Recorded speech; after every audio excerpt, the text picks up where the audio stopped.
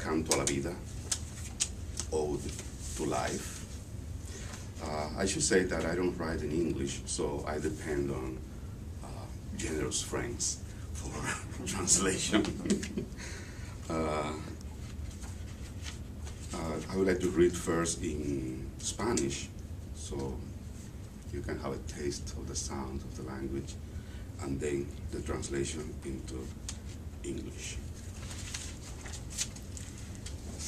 Canto a la vida.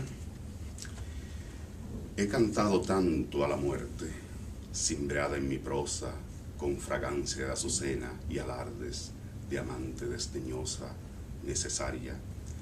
He cantado a la muerte en mis versos llenos de buitres y flores amargas, y ruidos sordos como de río desbordado, de catástrofes, bostezos y lagartos grises, que hoy solo quiero cantarle a la vida que tanto amo, aunque bien lo disimule. Quiero cantar la alegría del vino en la mesa, los amigos, una tarde cualquiera en verano, la mirada de Adela sonriendo desde el extremo de la mesa, qué ángel de amor y osadías. Un gato ronronea entre las piernas de los comensales. Quiero cantar la esperanza aún de la piedra cansada en el camino y cambiar las lágrimas por el presentimiento de una dicha inminente.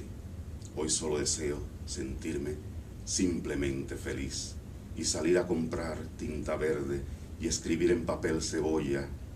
Quedan desde hoy proscritos en la prosa y el verso los finales tristes, el desconsuelo. Quedan proscritos también los días jueves, César Vallejo, su tristeza, como cosida detrás de los párpados. Quedan proscritos el recuerdo vano, las madrugadas del sábado, la soledad de mis 50 años. Hoy solo quiero, pura y simplemente, cantar a la vida y beberme el sol que se cuela entre las ramas de los árboles una tarde cualquiera de junio. Ode to Life. So often have I sung of death, threading through my prose with the scent of lilies and the airs of a disdainful yet necessary lover. So often have I sung of death in my poetry, filled with vultures and bitter flowers, and muffled sounds as of a river overflowing with disasters, yawns, and grey lizards. So that today I wish only to sing of life that I love so much, however much I try to hide it. I wish to sing of the joy of wine on the table, of friends, of some summer evenings, Amelia's gaze smiling at me from the other end of the table. What an impudent angel of love. A cat purrs as he moves among the legs of those at table. I wish to sing of hope, even that of the tired stone on the path, and exchange tears for the prescience of imminent joy.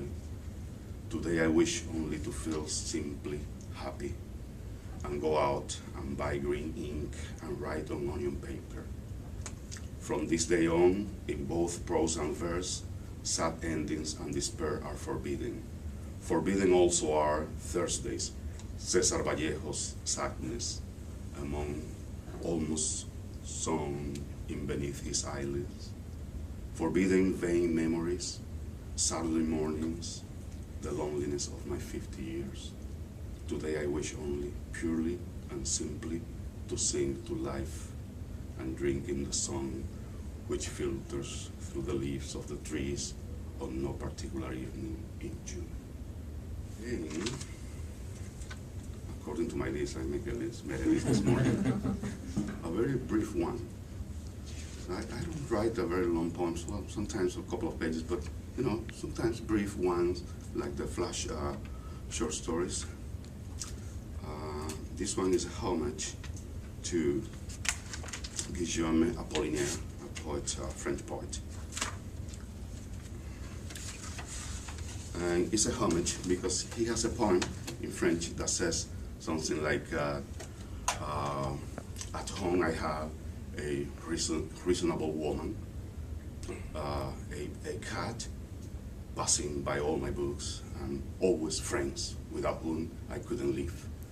So I wrote an answer to this poem, and I said, I never was so fortunate as Guillaume Apollinaire. In my house I have a reasonable cat, a woman passing by all my books, and friends sometimes without whom I could live.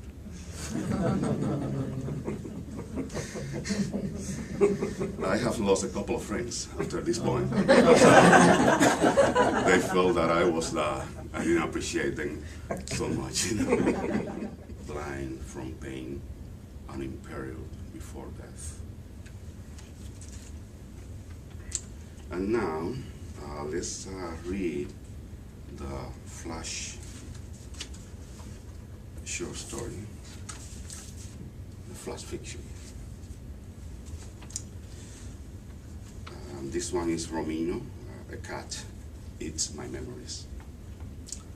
Unlike the fantastic animal of Edgar Querets, I have a cat that eats my memories. Each afternoon, Romino, that is my cat's name, waits patiently for me to nestle on my armchair to remember, and then he rushes up to me and devours my memories.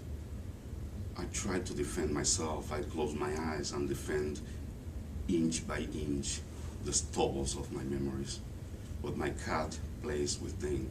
He pretends not to see them. He lets them escape, and then he pounces on them. He torments them a bit until finally he swallows them with great delight. I hardly have any memories left. And this has some advantage. I no longer need to drink so much in order to forget. Thus, Romino has eaten my childhood mornings, devoured the oceanfront sunsets in Santo Domingo. I no longer pine for the woman who once said she loved me. I don't even remember her name. Perhaps Romino ate it in some corners of the house.